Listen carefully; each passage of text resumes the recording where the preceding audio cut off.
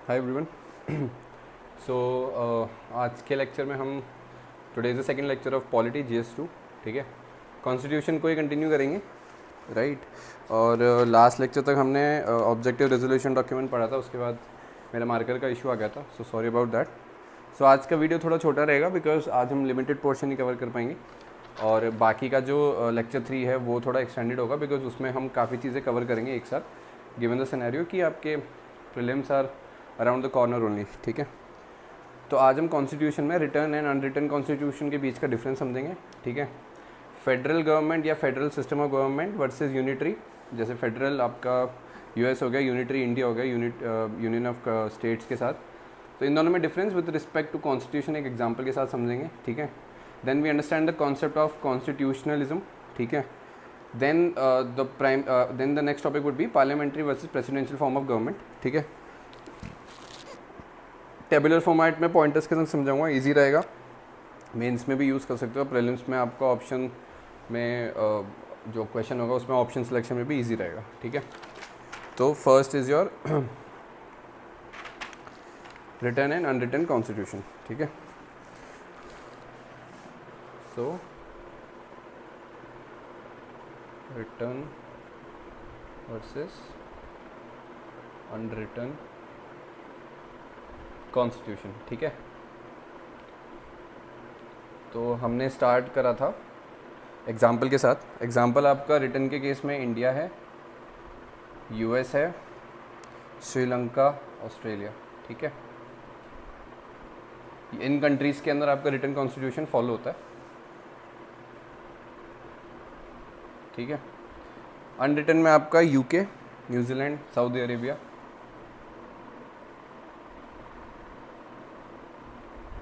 ठीक है, ये कुछ एग्जाम्पल्स हैं। ठीक है, अभी रिटन कॉन्स्टिट्यूशन में फंडा क्या रहता है कि आपको पता होगा कॉन्स्टिट्यूशन के अंदर आर्टिकल्स हैं। ठीक है, राइट टू इक्वालिटी का आर्टिकल है, राइट, अमेंडमेंट ऑफ कॉन्स्टिट्यूशन का है, special provision for the states हैं। ठीक है, तो वो सारी चीज़ें आपका एक बेसिक फ्रेमवर्क डिफाइन करता है। ठीक है, सो यू हैव आर्टिकल्स। ठीक है, अब इन आर्टिकल्स का रेफरेंस लेके या फिर इन आर्टिकल्स को एज अ फाउंडेशन लेके, ठीक है, पार्लियामेंट्री जो लेजिस्लेटिव है वो कुछ बिल पास करती है। ठीक है, तो यहाँ हम लॉ लिख देते हैं। ठीक है, आर्टिकल के बेसिस पे प्लस लॉ के बेसिस पे जो कॉम्बिनेशन होता है उन दोनों का, उसके बेसिस पे आपका फाइनल, जैसे बिल कह लो, यहाँ बिल लिख लेते हैं, उसके बेसिस पे आपका लॉ डिफाइन होता है। अब ये लॉ कैसे निकलता है, जैसे अब इसका एग्जांपल हो गया आपका MG नरेगा आया था, लॉ कह लो, एक्ट कह लो, कुछ भी ले लो, बट फाउंडेशन क्या है कि आर्टिकल प्लस जो पार्लियामेंट के अंदर आपके बिल्स पास होते हैं। ठीक है, जैसे डेटा प्रोटेक्शन एक्ट अभी आया है, तो इधर बिल कह लो या एक्ट कह लो। ठीक है, और फाइनल आपका जो लॉ बन के निकलता है।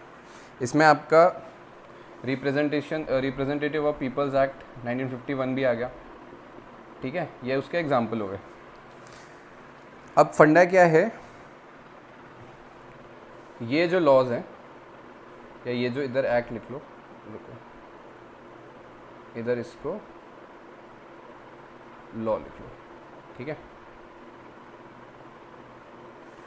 अब इसमें क्या फंडा है कि जो लॉज मेड, अब ये जो लॉ है ना, laws are made to achieve the provision of constitution. ठीक है, ऑब्वियसली एक रेफरेंस लेने के लिए या एक रेफरेंस पॉइंट को अचीव करने के लिए हम एक लॉ बनाते हैं। ठीक है, अब इन लॉ का जो मतलब, मैं इसको डिफरेंशिएशन पूरा ऐसे समझा रहा हूँ कि आर्टिकल और लॉ के बेसिस पे जो एक्ट पास होता है उसमें इंडिपेंडेंटली किसका क्या रोल है। ठीक है, तो ये तो हो गया इधर फर्स्ट पॉइंट। ठीक है, इधर एक साइड से जगह छोड़ देना, क्योंकि आर्टिकल्स के भी कुछ पॉइंटर्स हैं जो आप एक साथ समझोगे ना तो आपको ईजिली समझ में आ जाएगा। ठीक है, so first pointer under law is कि laws are made to achieve the provision of constitution, जो कि अपने आप में बहुत ही ईजिली अंडरस्टैंडेबल है। जो भी लॉ निकलता है वो कहीं ना कहीं जो कॉन्स्टिट्यूशन के आर्टिकल्स हैं, प्रोविजंस हैं, उसको अचीव करने के लिए निकलता है, राइट। आपका फंडामेंटल ड्यूटीज़ को अचीव करने के लिए आप निकाल सकते हो कि भी मॉन्यूमेंट्स और जो आर्कियोलॉजिकल प्लेसेस हैं उन पे आप तोड़फोड़ नहीं कर सकते, राइट। तो वो एक्ट निकलता है, फिर वो लॉ बनता है आगे, राइट। अब इस लॉ की एक खासियत होती है कि जो भी लॉ पास होता है ना उसका कहीं कॉन्स्टिट्यूशन में कोई जिक्र नहीं होता, ठीक है। So there is no presence of law in constitution, ठीक है। फंडा वही है, इतने सारे लॉ हैं, जैसे मोटर व्हीकल एक्ट हो गया आपका, ठीक है, जैसे आपका सिटीजनशिप एक्ट हो गया, तो वो एज अ बेस, मतलब वो सारी चीज़ें आपके कॉन्स्टिट्यूशन के अंदर आर्टिकल्स के अंदर अडेप्ट नहीं हो जाती, उसमें मॉडिफाई नहीं हो जाती। रादर ये बस एक रेफरेंस पॉइंट है जिसके बेसिस पे लॉ बनता है या जिसके आसपास लॉ बनता है, ठीक है। हाँ, रूल ये है कि जो भी लॉ बने वो आर्टिकल को, कॉन्स्टिट्यूशन जो आर्टिकल्स प्रेजेंट है कॉन्स्टिट्यूशन में उसको कभी नल वॉइड नहीं करनी चाहिए या उसको चैलेंज नहीं करना चाहिए, ठीक है। सो यहाँ 2 पॉइंट हो गए। एंड ऑब्वियसली क्योंकि पार्लियामेंट से निकला है तो दीज आर ऑर्डिनरी लॉज, ठीक है। अभी हम पढ़ेंगे कुछ एक्स्ट्रा वैसे वाले लॉज भी होते हैं, कॉन्स्टिट्यूशनल लॉज, जिसके अंदर अमेंडमेंट होता है। फॉर एग्जांपल जब पंचायती राज PRI पंचायती राज इंस्टीट्यूशन सेटअप हुए थे तो 73 एंड 74 अमेंडमेंट एक्ट हुआ था, तो उसमें कॉन्स्टिट्यूशन के अंदर उसको चेंजेस करे गए थे। तो उसके तहत जो चेंजेस होते हैं जिसमें कॉन्स्टिट्यूशन आपका एडिट होता है या उसमें कोई नया आर्टिकल ऐड होता है, ठीक है, किसी बिल के तहत, तो वो आपका कॉन्स्टिट्यूशनल लॉज होते हैं, ठीक है। ये वाले जो नॉर्मल लॉज पास होते हैं जैसे CA है, वो आपका कॉन्स्टिट्यूशनल लॉ नहीं है, वो आपका नॉर्मल ऑर्डिनरी लॉ है, ठीक है, सिटीजनशिप एक्ट जो निकलेगा, ठीक है। अब इधर देख लो एक बारी आर्टिकल के अंदर, ठीक है। अब कॉन्स्टिट्यूशन के अंदर आपके इतने सारे आर्टिकल हैं, राइट। तो जो इंटरनली हैं, जैसे आपके फंडामेंटल राइट्स का जो आर्टिकल है वो आपका एक कॉन्स्टिट्यूशनल लॉ है अपने आप में, ठीक है। अगर आपको लगता है कि आपका फंडामेंटल राइट एक्सप्लॉइट हो रहा है तो आप ये नहीं बोलोगे कोर्ट में जाके कि बॉस मेरा कोई लेट्स से मेरे को कहीं बाइक से जाना है तो मेरा मोटर व्हीकल एक्ट का रूल एक्सप्लॉइट हो रहा है, ऐसा नहीं बोलोगे आप सीधा जाके बोलोगे कोर्ट को कि बॉस मेरा कॉन्स्टिट्यूशन के अंदर जो आर्टिकल है राइट टू फ्रीडम का वो एक्सप्लॉइट हो रहा है, तो वो अपने आप में एक लॉ है और उस लॉ को आप कॉन्स्टिट्यूशनल लॉ के अंदर कैटेगराइज करोगे, ठीक है।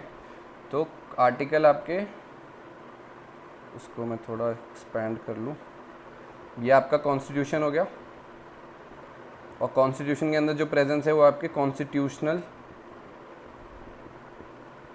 लॉज हो गए। लॉज का मतलब वही है आर्टिकल्स एंड अमेंडमेंट एक्ट्स, ठीक है।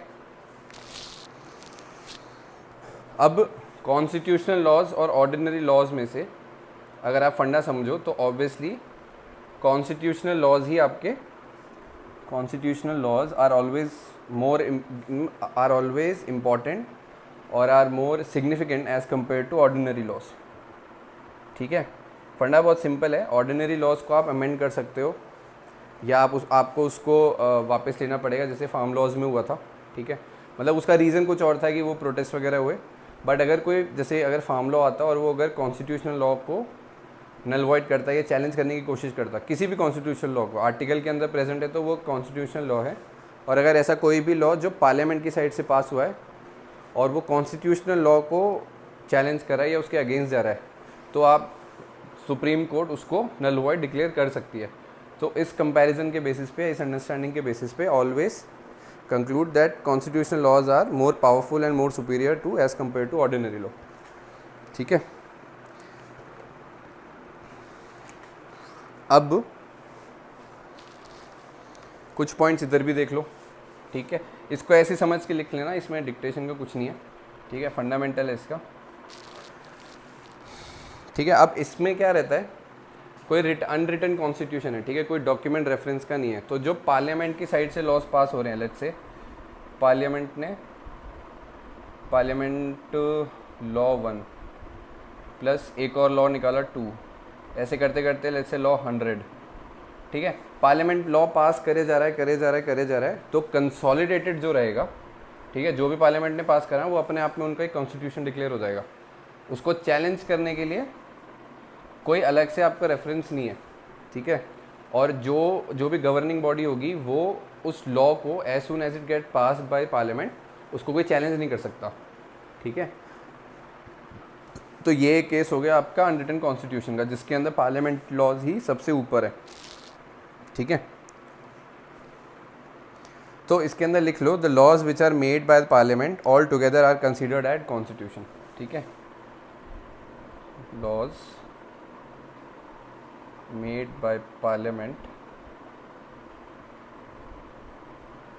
आर कंसिडर्ड एज कॉन्स्टिट्यूशन, ठीक है। अब ऑब्वियसली अनरिटन है तो there is no written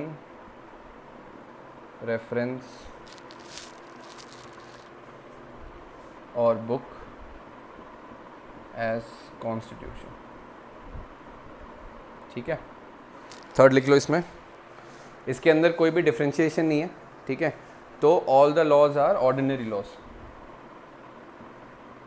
all laws are ordinary laws, ठीक है। यहाँ तक समझ में आया? कुछ ज़्यादा बड़ा नहीं है, बस हमारे केस में ये कॉन्स्टिट्यूशन है, इसके आर्टिकल हैं, तो वो कॉन्स्टिट्यूशनल लॉ हो गया। इस लॉ के आसपास ही है, इस लॉ को और स्ट्रॉन्ग करने के लिए ही हम पार्लियामेंट से जो लॉज निकालते हैं उसको इम्प्लीमेंट कर सकते हैं, ठीक है।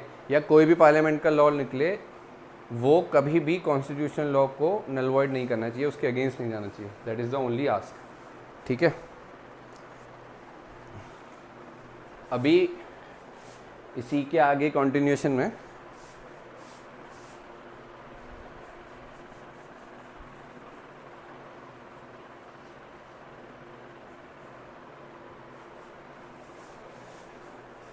ठीक है। तो अब नेक्स्ट इसमें क्या है, ये तो पहला पॉइंटर हो गया कि लॉ के हिसाब से। अब इसी में यहाँ रिटन है, यहाँ अनरिटन है, ठीक है। तो ये पूरा डिस्कशन इसको पॉइंट ए दे दो, पूरा 1 दे दो, कुछ भी दे दो। नाउ सेकंड इज ऑब्वियसली जो लॉ मेकिंग बॉडी है वो पार्लियामेंट ही है, ठीक है। तो इसमें लिख लो parliament is law making body, ठीक है।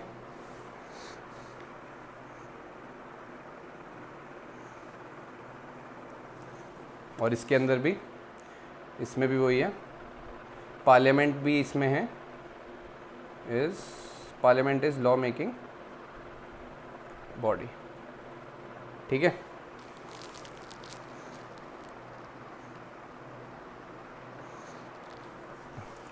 अब फ़र्क बस इतना है, एक ये रहता है रिटर्न में और पार्लियामेंट्री के अंदर कह लो, सर्टेन लॉज जो पार्लियामेंट पास करता है अगर वो कॉन्करेंट लिस्ट के, मतलब आगे जाके पढ़ेंगे सेंट्रल लिस्ट, कॉन्करेंट लिस्ट और स्टेट लिस्ट, तो कुछ लॉज जो पास हुए हैं वो स्टेट अपने लेवल पे इम्प्लीमेंट नहीं करता, जैसे फार्म लॉज हैं, ठीक है। हर स्टेट ने अपने हिसाब से अमेंड करा, किसी ने उसको रिजेक्ट करा, तो वो हो सकता है, ठीक है। अनरिटर्न और यूके के केस में सिंपल फंडा ये है कि एवरी मतलब जो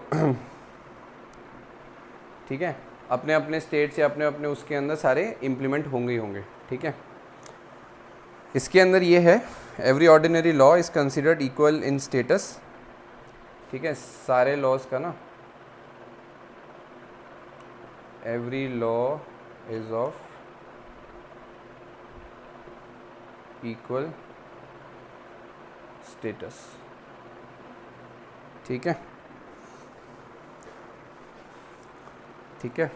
यहाँ पे एक रेफरेंस ये है, ऐसे बना लो, आपका कॉन्स्टिट्यूशन है, ठीक है। हमारे पास वो है मतलब जुडिशरी, एग्जीक्यूटिव, लेजिस्लेटिव, सबके लिए जो भी रेफरेंस पॉइंट है वो कॉन्स्टिट्यूशन है। अगर कोई भी लॉ पास हो रहा है और अगर जुडिशरी में उसके अगेंस्ट केस जाता है कि भाई ये लॉ मेरे कोई फंडामेंटल राइट्स या कोई भी आपके जो कॉन्स्टिट्यूशनल लॉज है उसको एक्सप्लॉइट कर रहा है, तो जुडिशरी भी कॉन्स्टिट्यूशन रेफ़र करके ही डिसाइड करेगी कि जो पार्लियामेंट्री लॉ निकला है वो किसी कॉन्स्टिट्यूशनल लॉ को ओवरलैप तो नहीं कर रहा, ठीक है। तो तीनों के लिए जो रेफरेंस पॉइंट है वो कॉन्स्टिट्यूशन ही है, ठीक है। अब इसमें बस क्योंकि पार्लियामेंट्री फॉर्म ऑफ गवर्नमेंट के अंदर क्या रहता है कि जुडिशरी कॉन्स्टिट्यूशन रेफर करके can always question executive and legislative, ठीक है। वैसे पार्लियामेंट्री फॉर्म ऑफ गवर्नमेंट का है, बट ठीक है, कॉन्स्टिट्यूशन से तुम रेफर करके समझ सकते हो कि भाई सेपरेशन ऑफ पावर वाला कॉन्सेप्ट है। Judiciary parliamentary form of government के अंदर कॉन्स्टिट्यूशन को रेफर करके हमेशा क्वेश्चन रेज कर सकती है to the executive and legislative कि किस बेसिस और किस अंडरस्टैंडिंग के बेसिस पे कोई लॉ निकला है, ठीक है। यहाँ तक ये क्लियर है रिटर्न वाला, ठीक है। अनरिटर्न में इक्वल लॉ, मतलब every law is of equal status, यहाँ तक लिख लिया था। इसके अंदर भी पार्लियामेंट्री लॉ मेकिंग बॉडी है, ठीक है। चौथा इसमें पॉइंट लिख लो, इसमें क्या है कि रेफरेंस पॉइंट पार्लियामेंट ही है, ठीक है। Parliament is the reference point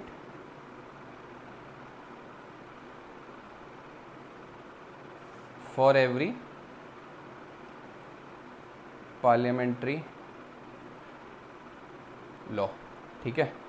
जो पार्लियामेंट में निकल रहा है, पार्लियामेंट से आ रहा है लॉ, वही फाइनल है, वही कॉन्स्टिट्यूशन है। तो कोई भी ओवरराइडिंग रेफरेंस पॉइंट नहीं है। ऐसा नहीं है कि पार्लियामेंट ने कुछ लॉ पास करा तो उसको क्वेश्चन करने के लिए कोई रेफरेंस डॉक्यूमेंट है। जैसे हमारे इस केस में कॉन्स्टिट्यूशन है, इस केस में ऐसा कुछ नहीं है। आज पार्लियामेंट ने लॉ डिक्लेयर कर दिया कि भाई लेट्स से ड्राइविंग लाइसेंस जो मिलेगा वो 25 साल से ऊपर मिलेगा, तो वो खुद एक कॉन्स्टिट्यूशन बन जाएगा इस केस में, ठीक है। कल पार्लियामेंट बोलती है कि नहीं 25 की जगह 20 कर दो, तो वो फिर से कॉन्स्टिट्यूशन बन जाएगा, ठीक है। तो वो जितने लॉ पास होंगे उसी बेसिस पे वो कॉन्स्टिट्यूशन अपने आप में वो कंसिडर कर लेते हैं कि भाई हमारे लिए सुप्रीम चीज़ क्या है, पार्लियामेंट। पार्लियामेंट की साइड से जो निकला वही फाइनल है, ठीक है। अब इस केस में जो इम्पोर्टेंट पॉइंट ये है, judiciary cannot question the law passed by the parliament, ठीक है। जुडिशरी को जो भी लॉ है उसको रेफरेंस रख के ही अपना जो भी जुडिशियल वर्क है वो रखना पड़ेगा। बट कोई अगर ये सोचे कि जुडिशरी में जाके मैं किसी पार्लियामेंट लॉ के अगेंस्ट कोई PIL डाल दूँ या कोई कंसर्न रेज कर दूँ, तो ऐसा नहीं होगा, ठीक है। Judiciary can not question the law pass bye the parliament. ये अनरिटन के केस में, UK के केस में मान लो टू बी मोर प्रिसाइज, ठीक है। तो ये इंपॉर्टेंट है, इसको एस्टेक मार्क कर लेना, यहाँ पे कंपैरिजन आ जाएगा जुडिशरी के बीच में, ठीक है। तो ये तो डिफरेंस हो गया। अब इसके आगे कॉन्स्टिट्यूशन के कुछ पॉइंटर्स लिख लो।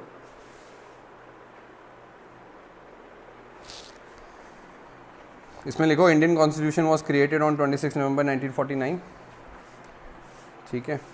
Next right, Indian constitution was passed on 26 November 1949 and implemented and enforced on 26 January 1950। Factual चीज़ें हैं, प्रीलिम्स के हिसाब से कभी भी आ सकती हैं, ठीक है। Next you write, in unwritten constitution it is considered evolved, ठीक है। in unconstitution मतलब unwritten constitution is considered as more evolved as all laws created are added together, ठीक है। मतलब सिंपल है, आप कितने भी लॉज पास कर रहे हो वो सारे के सारे आपके एज अ कॉन्स्टिट्यूशन बिहेव करेंगे, ठीक है। तो ऑब्वियसली है उस केस में जो कॉन्स्टिट्यूशन मतलब अनरिटन कॉन्स्टिट्यूशन जो रेफ़र कर रहे हैं वो दैट इज़ मोर इवॉल्व, ठीक है।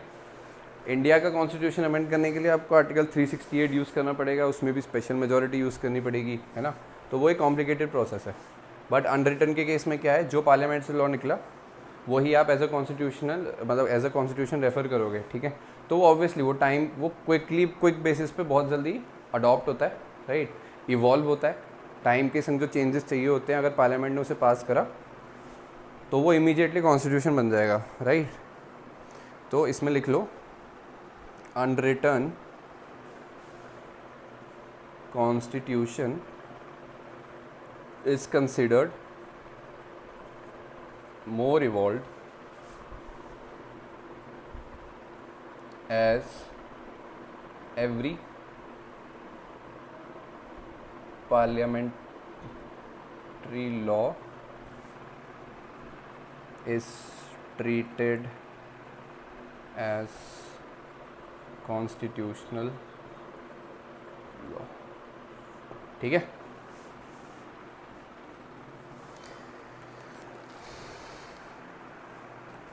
इसके अंदर नेक्स्ट लिखो रिटन कॉन्स्टिट्यूशन, ये तो अनरिटन कॉन्स्टिट्यूशन का लिख लिया। Written constitution may be rigid और फ्लेक्सिबल और कॉम्बिनेशन ऑफ बोथ। हमने स्टार्टिंग में एक डेफिनेशन लिखी थी जिसके अंदर जो कॉन्स्टिट्यूशन था उसको ऑर्गेनिक वर्ड यूज़ करा गया था, राइट। तो हमारा कॉन्स्टिट्यूशन जो है एज अ रेफरेंस वो इवॉल्व होता है, बट उसका जो प्रोसेस है, उसमें अमेंडमेंट्स का जो प्रोसेस है वो थोड़ा लेंदी है, but yes it gets evolve, its get extended और काफ़ी आर्टिकल्स ऐड होते हैं उसमें। So all those things does happen, but written constitution को मोर और लेस रिजिड एंड फ्लेक्सिबल या फिर बोथ कंसिडर किया जाता है, डिपेंडिंग अपॉन कि how the constitution can be amended, ठीक है, इन द डेमोक्रेसी या ये जो भी फॉर्म ऑफ गवर्नमेंट फॉलो हो रहा है, ठीक है।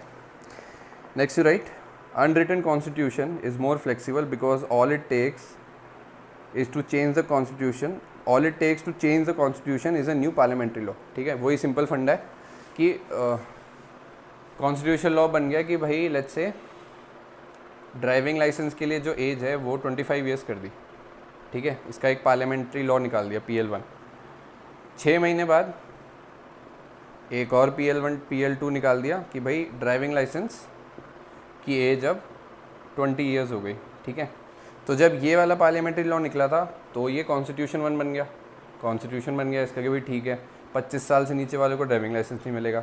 6 मंथ डाउन द रोड एक और पार्लियामेंट्री लॉ निकला कि भाई ड्राइविंग लाइसेंस अब 20 साल वालों को भी मिलेगा, तो ये आपका कॉन्स्टिट्यूशन लॉ 2 बन गया, ठीक है। तो बहुत ही क्विक सक्सेशन में या बहुत क्विक टाइम के बेसिस पे आप इजीली चीज़ों को कॉन्स्टिट्यूशन लॉ के अंदर ला सकते हो, ठीक है।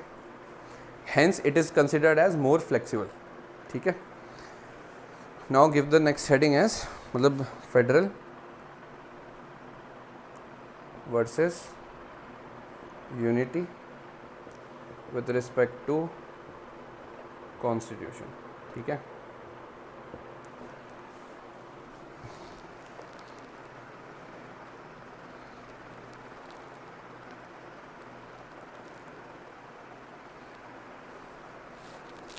तो फेडरल के अंदर जैसे इंडिया का केस है, रिटन कॉन्स्टिट्यूशन है, ठीक है।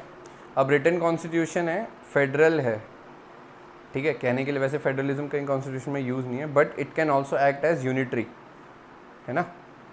तो एग्जांपल यही है कि भाई जैसे इंडिया है उसमें रिटन कॉन्स्टिट्यूशन है, वो फेडरल है, ठीक है, मतलब यूनियन ऑफ स्टेट्स है, but at the same time constitution में प्रोविजन है कि बॉस इमरजेंसी के केस में सारी पावर्स सेंट्रल गवर्नमेंट या पार्लियामेंट के पास आ जाएंगी, तो उसमें स्टेट की जो भी पावर्स है वो डिसॉल्व हो जाएंगी। तो उस केस में ये जो कॉन्स्टिट्यूशन के बेसिस पे ही इंडिया जो पहले फेडरल था वो इमीडिएटली एज अ यूनिटरी भी एक्ट कर सकता है, ठीक है। So this is one example. Second में इसके अंदर यूके लिख लो, इसके अंदर एग्जांपल आपका यूके है जिसमें अनरिटन कॉन्स्टिट्यूशन है।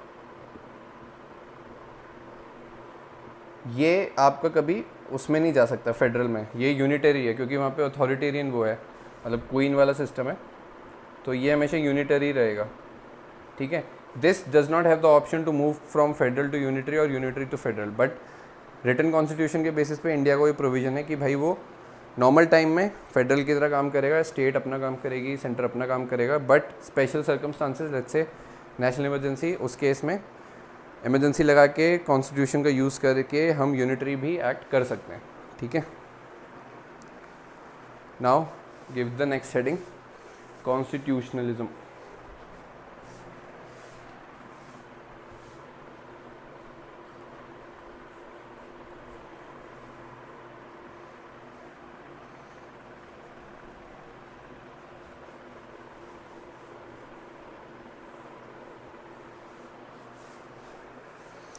तो कॉन्स्टिट्यूशनलिज्म का फंडा क्या रहता है कि limited working of the government, constitutionalism इसका सिंपल सा मतलब ये है limited working of the government, ठीक है। इसका एक एग्जांपल ऐसे समझ सकते हैं इसका कॉन्सेप्ट, अलादीन देखा होगा ना सबने, ठीक है। तो अलादीन है आपके पास, ठीक है, एक उसका लैंप है और लैंप से निकला एक जिनी है, ठीक है, समझ जाना, एक बारी में समझ जाओगे स्टोरी के फॉर्म में। अलादीन लैम्प घिसता है, जिनी निकलता है, फिर जिनी जो अलादीन बोलता है चाहता है वो जिनी करता है, ठीक है। अब डेमोक्रेसी और इंडिया के टर्म में अलादीन क्या हुआ, पीपल ऑफ इंडिया या citizen, people of India citizen, ठीक है। लैम्प क्या हुआ, एक आपका कॉन्स्टिट्यूशन है, ठीक है। अगर आप देखोगे आर्टिकल 377 वाला जो था वो पीपल डिमांड पे ही अमेंड हुआ, ठीक है। तो बंदों ने बोला कि भाई कॉन्स्टिट्यूशन में उस चेंज को लाओ, हटाओ उस चीज़ को, उसके रिस्ट्रिक्शन हटाओ, ठीक है। एंड जो सेकंड लैम्प है दैट इज इलेक्टेड रिप्रेजेंटेटिव, जो कि इलेक्शंस के थ्रू आते हैं। सिंपल है ना भाई, बंदा कॉन्स्टिट्यूशन के रेफरेंस के बेसिस पे कोर्ट में जा सकता है कि भाई ये गलत हो रहा है, इसको आप चेंज कराओ। कोर्ट, पहले मैं इसका ये भी बता देता हूँ। अब ये जिनी कौन है, जिनी आपका गवर्नमेंट है, गवर्नमेंट में आपका एग्जीक्यूटिव और लेजिस्लेटिव, ठीक है। People of India through constitution can ask the genie to anything, genie इधर गवर्नमेंट है, ठीक है। People of India by electing the right representative through elections can ask the government to do anything. Cycle समझ में आ गई, ठीक है, फंडा यही है। अब इस केस में if government actions are controlled, ठीक है, they are limited, they are not arbitrary, ये सारे मैं गवर्नमेंट के एक्शन लिख रहा हूँ, एंड नॉट एक्सप्लॉयटेटिव, ठीक है। अगर गवर्नमेंट है, गवर्नमेंट कंट्रोल वे में काम कर रही है, लिमिटेड पावर यूज़ करती है, आर्बिट्री नहीं है, जो भी एक्शन लिए जाते हैं उसके पीछे एक प्रॉपर लॉजिकल दी जाती है, एक्सप्लॉयटेटिव नहीं है, जो पीपल हैं, जो the citizen of this countries are not getting exploited, ठीक है, by the government, then all of this is happening, then we can conclude that there is a presence of constitutionalism, ठीक है। इतना सही कॉन्सेप्ट है। Limited power of the government to execute any arbitrary actions, any unjustified action, ठीक है, वो सारा constitutionalism के थ्रू आएगा। जिनी लैम्प और अलादीन वाला एग्जांपल आ जाना चाहिए। People of India citizen through constitution और through their elected representative MP MLA, ठीक है, कैन आस्क और ऑल्टर एनीथिंग थ्रू गवर्नमेंट। मतलब ये यहाँ अलादीन लैम्प से इसको घिसेगा, ये यहाँ से जो चीज़ निकली, फिर अलादीन बोलेगा कि भाई कौन सी गवर्नमेंट चाहिए, ऐसी गवर्नमेंट चाहिए जो फार्मर्स फ्रेंडली हो, ऐसी गवर्नमेंट चाहिए जो प्रोग्रेसिव हो, करप्ट फ्री हो, ठीक है। सो all those actions can be achieve. So this is a basic example, समझने में आसानी रहती है, ठीक है। नेक्स्ट यू राइट, लिख लो, constitutionalism is a system of limited government that is governance setup where powers are not arbitrary, ठीक है। It simply defines that unlimited government cannot happen which can lead to any wrongdoing, ठीक है। Next right,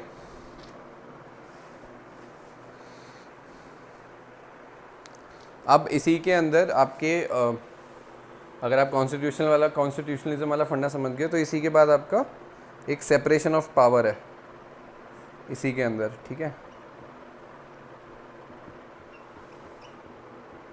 अब separation of power का क्या funda है कि checks and balances, checks and balances.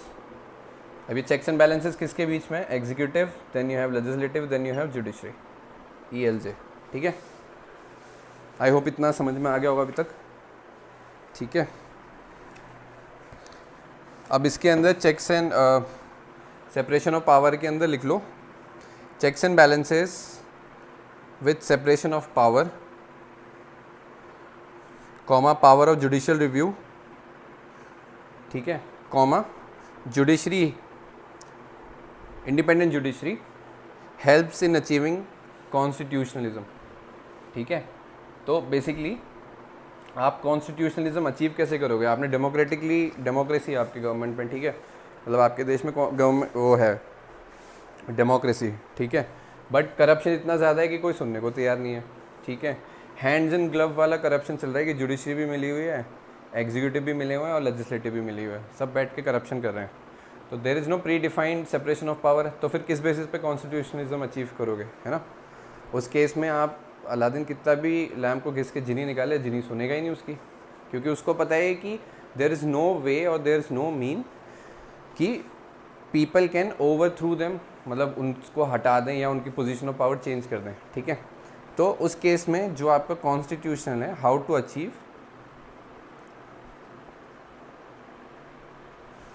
Constitutionalism, है ना? तो उस केस में बहुत सिंपल फंडा है, आपके पास इंडिपेंडेंट जुडिशरी होनी चाहिए, ठीक है? Then you must be having separation of power, ठीक है? एसओपी, इंडिपेंडेंट जुडिशरी आपके पास, सेपरेशन ऑफ पावर है, जुडिशियल रिव्यू की ताकत होनी चाहिए। जो भी एक्शन हुआ government should be can be question through judicial review, कि भाई हमें भरोसा नहीं है गवर्नमेंट पे, हम चाहते हैं कि कोर्ट इसमें जुडिशियल रिव्यू चेक करे प्रॉपर्ली, है ना? So all these through all these means constitutionalism can be achieved, ठीक है? नेक्स्ट लिखो,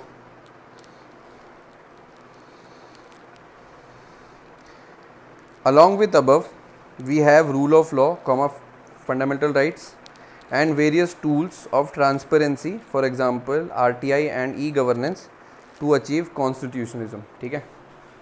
ठीक है, फंडा वही है। अब एक ये तो है ही प्राइमरी मीन, इसके अलावा क्योंकि आप कॉन्स्टिट्यूशन रेफर कर रहे हो तो you have fundamental rights constitutionalism follow कराने के लिए, है ना? फंडामेंटल राइट्स के अलावा you have rule of law, rule of law and law of rule, अलग अलग कॉन्सेप्ट है यूके यूएस के, वो हम आगे पढ़ेंगे, ठीक है? Fundamental rights, rule of law है, then you have transparency in governance के टूल हैं, ठीक है? इसके टूल्स कौन से हैं? जैसे आपके आरटीआई है, then you have e governance, सब कुछ डिजिटल, तो उसमें ट्रांसपेरेंसी रहेगी। इन सारी चीज़ों के थ्रू आप कॉन्स्टिट्यूशनलिज्म अचीव कर सकते हो, ठीक है? Next you right, law abiding and self discipline citizens also help in achieving constitutionalism, ठीक है? ऑब्वियसली बात है। अब अगर उसमें लिख रहा है कॉन्स्टिट्यूशन में कि boss marriage age for men are 21 years, ठीक है? तो भाई आप ज़बरदस्ती 21 साल के नीचे शादी करने के लिए डेस्परेट हो, करना चाह रहे हो, तो you are not a law abiding citizen, ठीक है? होने को होती है ये सब चीज़ें, बट अगर आप खुद से ये चीज़ें समझोगे, ठीक है, if you are vocal about it कि बॉस नहीं करनी चाहिए and it's against the law also, तो ठीक है, you will become an responsible citizen, ठीक है? तो उस केस में जो सिटीजनशिप है, जो सिटीजन्स हैं, they should be responsible and law abiding also, ठीक है? तो ये सारी चीज़ें कॉन्स्टिट्यूशनलिज्म के अंदर हैं, अचीव करोगे तो बेटर चीज़ें होंगी, मतलब चेक्स एंड बैलेंसेस रहेगा, सेपरेशन ऑफ पावर रहेगा, टूल्स कौन से यूज़ होते हैं, प्रोसेस कौन से यूज़ होते हैं टू अचीव कॉन्स्टिट्यूशनलिज्म, ये सारे मेंशन है इधर, ठीक है? Now give the next heading as parliament and presidential system of government.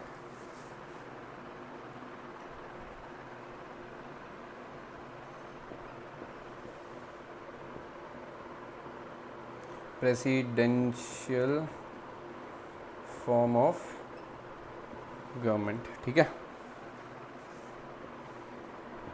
इसको टेबुलर फॉर्मेट में लिख लो, और मैं सारे पहले पार्लियामेंट के बता रहा हूँ, ठीक है?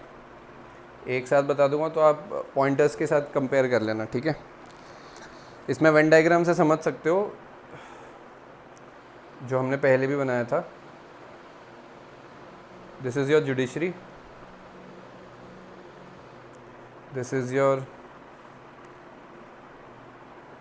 executive, then you have legislative, ठीक है?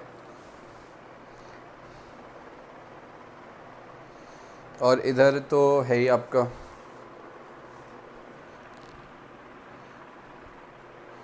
इनके ऊपर जो बैठे हैं वो हैं हमारे प्रेसिडेंट साहब, ठीक है? यहाँ ये है कि प्रेसिडेंट ही एग्जीक्यूटिव है ना? ठीक है। Head of the government president है हमारा, बट प्राइम मिनिस्टर जो है वो हेड ऑफ मतलब हेड ऑफ द स्टेट है, मतलब कंट्री के, और जो प्राइम मिनिस्टर हैं वो हेड ऑफ द गवर्नमेंट होते हैं, ठीक है। काउंसिल ऑफ मिनिस्टर के हेड प्राइम मिनिस्टर होते हैं, बट इस केस में हमारा प्रेसिडेंट ही एग्जीक्यूटिव हेड भी है, ठीक है। इसका एग्जांपल आपका इंडिया है, ठीक है, और ये एग्जांपल आपका यूएस का है, ठीक है। यहाँ कंपार्टमेंट की तरह डिफरेंसेस हैं, कोई भी चेक्स एंड बैलेंस नहीं है, ठीक है।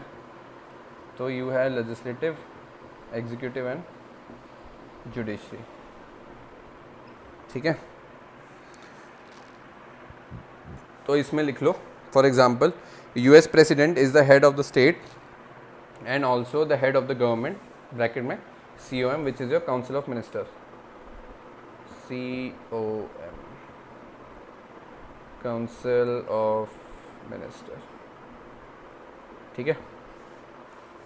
तो ये थोड़ा बेसिक डिफरेंस है। अब पार्लियामेंट्री फॉर्म ऑफ गवर्नमेंट में लिखना स्टार्ट करो। Number 1, executive is part of legislative, ये वेन डायग्राम से समझ में आ जाएगा, ठीक है। Next write, president is the head of state and prime minister is the head of government, second point, ठीक है। Third point you write, ministers needs to be part of the parliament, obviously Lok Sabha या राज्यसभा के member होने चाहिए। In bracket write down, they have 6 month extension after becoming the cabinet minister to get the membership of either Lok Sabha और राज्यसभा, ठीक है।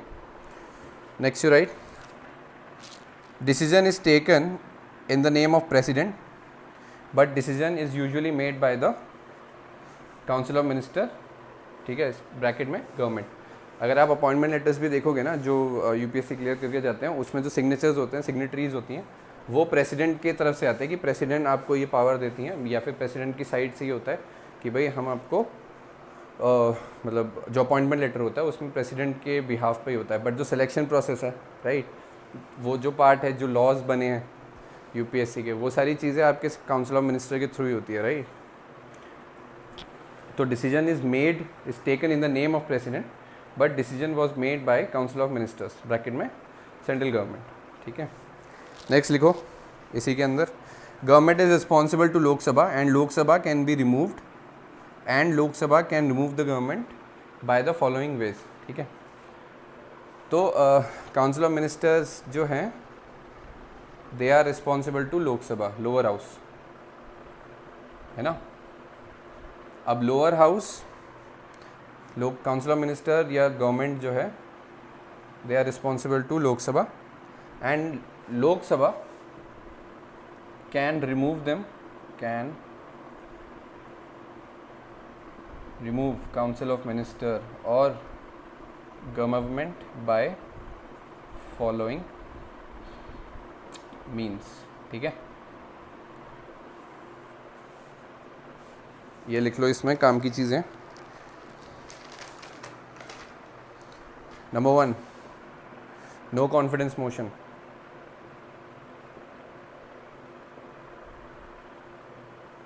Number 2, ये मैं अभी बताता हूँ मैं, ठीक है, लिख लो पहले, confidence motion. C,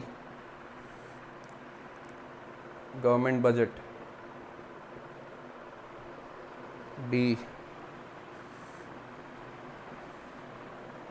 government money bill. E, vote of thanks, government vote of thanks, ठीक है। अब नो कॉन्फिडेंस मोशन क्या है, इसमें लिख लो भाई, लोकसभा में नो कॉन्फिडेंस मोशन आया, ठीक है। पार्लियामेंट के लोकसभा के अंदर मेजॉरिटी प्रूफ करनी होती है फिर गवर्नमेंट को, अगर वो मेजॉरिटी प्रूफ नहीं कर पाती तो वो गवर्नमेंट वहीं लैप्स हो जाती है और फिर फ्रेश इलेक्शंस होते हैं और उसके बेसिस पे आपकी नई गवर्नमेंट बनने के चांसेस होते हैं। तो ठीक है, ठीक है, इसमें लिख लो LS लोकसभा में आता है, Lok Sabha brings, if Lok Sabha passes it, Lok Sabha passes it, if Lok Sabha passes then government is gone, ठीक है। लोकसभा लाती है, अगर लोकसभा में पास हो गया नो कॉन्फिडेंस मोशन तो गवर्नमेंट इज़ गॉन, ठीक है। कॉन्फिडेंस मोशन क्या है, इसको कौन लाता है, इसको गवर्नमेंट ब्रिंग,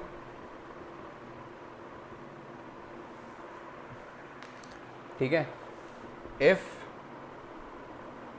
फेल्ड इन, या फेल्ड कह लो, if rejected in Lok Sabha then government is gone. Government लेके आई भाई, हमें पूरा यकीन है, कॉन्फिडेंस मोशन है हमारे पास, लेकिन रिजेक्ट हो गया लोकसभा में, तो गवर्नमेंट गई, ठीक है। बजट, इवेंचुअली जब फाइनेंशियल ईयर से पहले जो भी बजट का डिस्कशन होता है, इफ़ दैट इज़ डन, तो वो फाइनली आपका अप्रूवल के लिए लोकसभा में रखा जाता है, ठीक है, ठीक है। तो बजट ऑब्वियसली गवर्नमेंट ब्रिंग्स, अगर बजट रिजेक्ट हो गया, if rejected in Lok Sabha then government is gone, ठीक है। तो इतने सारे तरीके हैं। अब मनी बिल का भी सेम है, गवर्नमेंट लेके आई, ये money bill, budget, confidence motion, ये सब आगे हम पढ़ेंगे, ठीक है। बट अभी ये समझ लो कि काउंसिल ऑफ मिनिस्टर जो गवर्नमेंट बनाती है, जिसमें प्राइम मिनिस्टर, हेल्थ मिनिस्टर और transport minister, all those things, जो भी मिनिस्टर बनते हैं, जो गवर्नमेंट बनती है, जो एग्जीक्यूटिव हेड्स होते हैं, ठीक है, उनकी सरकार जा सकती है थ्रू LS लोकसभा के अंदर, ठीक है। और लोकसभा के पास क्या क्या पावर्स है, वो ये सारे हैं, राइट। तो मनी बिल के अंदर गवर्नमेंट लेके आई, if it gets rejected in Lok Sabha then your government is gone, ठीक है। और लास्ट में वोट ऑफ थैंक्स गवर्नमेंट लेके आई, if rejected in Lok Sabha then government gone. तो इतने सारे तरीके हैं गवर्नमेंट को कोलैप्स कराने के लिए इन लोकसभा, ठीक है। Last point you right under parliament, parliamentary form of government puts more focus on responsible executive even if it is less stable obviously, कि बॉस कभी भी पलटा पलट सकता है। लोकसभा के अंदर अगर माइनॉरिटी हो गई तो गवर्नमेंट कोलैप्स हो सकती है। 80s 90s में हमने कई बार देखा था, ठीक है। काफ़ी, एक तो कोalition की गवर्नमेंट बनी, बिगड़ी, NDA की गवर्नमेंट बनी थी वाजपेयी जी के टाइम पे, वो कोलैप्स हुई। सो all those things have happened, ठीक है। But eventually this form of government is more responsible, ठीक है। स्टेबल नहीं हो सकती, उसकी गारंटी नहीं है, बट रिस्पॉन्सिबल होगी, because they know eventually they can be thrown out of the power through all the means at the disposal of parliament, specifically for Lok Sabha के पास इतनी पावर है कि वो किसी को भी लात मार सकते हैं, किसी भी गवर्नमेंट को, ठीक है। ये तो हो गए सारे पार्लियामेंट के। अब जो प्रेसिडेंट के उसके पॉइंटर्स लिख लो। Executive and legislature are two separate body and both are differentiated in a compartment, tight compartment type, ठीक है, tight compartment, ठीक है, मतलब कोई ओवरलैपिंग नहीं है, कोई कुछ नहीं है। Next you write, ministers are not part of the legislature, ठीक है। Next you write, president chooses his minister from among the citizens at large. President के पास डिस्क्रिशनरी पावर है, वो किसी को भी सिलेक्ट करके मिनिस्टर बना सकता है, ज़रूरी नहीं है कि उसको सेनेटर हो या वो लेजिस्लेटिव का पार्ट हो, ठीक है। Next you write, president takes decision and it is taken in his own name, ठीक है। तो जैसे इंडिया के केस में डिसीजन आपका ये गवर्नमेंट लेती है इन द नेम ऑफ प्रेसिडेंट, ठीक है, बट ऐसा उसमें नहीं है प्रेसिडेंशियल फॉर्म ऑफ गवर्नमेंट में। उसमें सिंपल है कि बॉस प्रेसिडेंट खुद लेगा डिसीजन अपने ही नाम पे, right. Next you write, once government is made only way to change the government is through the president impeachment. उस गवर्नमेंट में प्रेसिडेंट सेलेक्ट हो गया, गवर्नमेंट स्टेप हो गई, तो ऐसा नहीं है कि लोकसभा के जैसे यहाँ पार्लियामेंट्री फॉर्म में लोकसभा में रिजेक्ट हुए, 4-5 ऑप्शन थे आपके पास, non confidence motion, vote of thanks, money bill, budget, but ऐसा प्रेसिडेंशियल फॉर्म ऑफ गवर्नमेंट में नहीं है। वहाँ पे गवर्नमेंट तभी कोलैप्स हो सकती है जब आपका प्रेसिडेंट का इम्पीचमेंट हो, और वो बहुत ही ज़्यादा कॉम्प्लिकेटेड फॉर्मेट है। लेटेस्ट में भी ट्रम्प के ऊपर आया था, ठीक है। तो president impeachment is the only way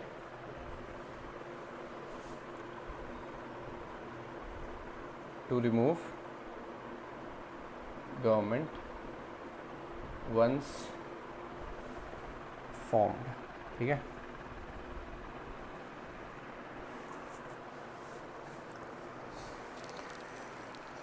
next you write, executive is not responsible to legislature, ठीक है, फंडा हुई है। अब एग्जीक्यूटिव में मिनिस्टर जो सेलेक्ट हो रहे हैं वो खुद ही किसी लेजिस्लेटिव का पार्ट नहीं है। एक आम आदमी, राह चलते हुए आदमी को प्रेसिडेंट बोल रहा है कि भाई ठीक है तुम मेरे अब से मिनिस्टर हो, ठीक है, तो वो है ही नहीं। लोअर हाउस अपर हाउस कहीं का भी कैपिटल में जो बैठती है तो वो कोई आंसरेबिलिटी नहीं है, ठीक है। Executive are on their own and they don't have to answer to legislative, ठीक है। इसके अंदर लास्ट पॉइंट लिख लो, एग्जीक्यूटिव इज द गवर्नमेंट और the executive is less responsible but more stable, ठीक है। कोई भी आर्बिट्री डिसीजन आ सकता है, कहीं से भी कुछ भी हो सकता है, सो all those things can happen because government को आंसर देने की कहीं ज़रूरत नहीं है, राइट। और 4-4 साल का 2 बार, मतलब एक प्रेसिडेंट का आई थिंक 2 बार होता है टेन्योर, बराक ओबामा का 2 बार हुआ था। Beyond 2 years the same person can not be the president of US के एग्जाम्पल में बात कर रहे हैं, ठीक है। So that's it for today, ठीक है। नेक्स्ट लेक्चर में हम सेपरेशन ऑफ पावर से स्टार्ट करेंगे, then preamble will move, preamble, constitution, the values of preamble, all those things will cover, ठीक है। सो देखो लेक्चर पसंद आया तो लाइक शेयर एंड सब्सक्राइब, कुछ कमेंट करना है तो कमेंट करो, इश्यूज़, राइट। एंड अभी जल्दी जल्दी डालेंगे वीडियोस ताकि प्रीलिम से पहले मेजॉरिटी पार्ट जो क्रूशियल चीज़ें हैं वो क्लोज हो, ठीक है। जैसे पोस्ट इंडिपेंडेंस निपट गया, मॉडर्न हिस्ट्री क्लोज हो चुका है। So keep watching, keep learning, ठीक है। And like share and subscribe if you like the video and will see you in the next one. Thank you.